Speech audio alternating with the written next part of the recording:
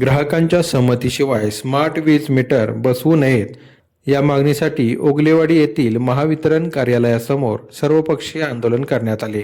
या आंदोलनात विविध पक्षांचे पदाधिकारी, कार्यकर्ते तसेच नागरिक मोठ्या संख्येने सहभागी झाले होते।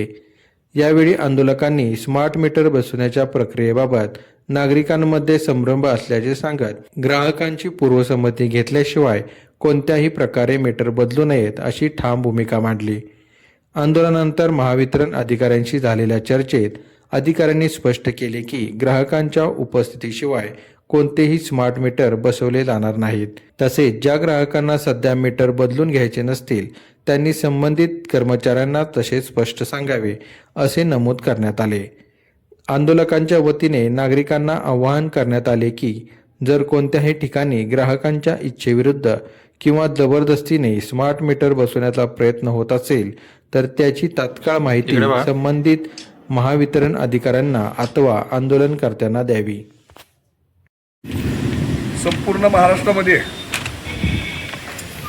एमएसईबीनं या राज्याच्या जनतेवर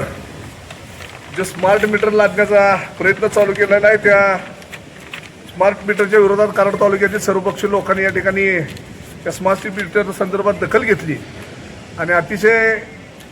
तीव्र स्वरूपात 4 तास हे आंदोलन कराडच्या एमएसईबीमध्ये त्या ठिकाणी करण्यात आलं की याच्या पाठीमागे बसवलेली अन्यायकारक स्मार्ट मीटर काढून घ्या आणि इथून पुढच्या काळात ग्राहकाच्या संमतीशिवाय आणि त्याच्या उपस्थितीशिवाय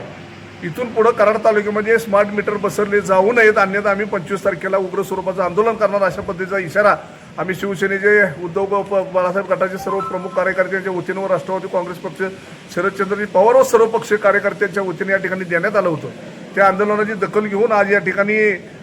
संबंधित विभागाचे कार्यकारी अधीक्षक अभियंता व्ही मोहिते साहेब, नवाडे साहेब यांनी त्यांच्या उपस्थित आमच्या सर्व ग्राहकांची त्या ठिकाणी त्रस्त नागरिकांची बैठक झाली आणि बैठकीमध्ये ते शासनाच्या निर्देशानुसार इथून पुढच्या काळात या परिसरामध्ये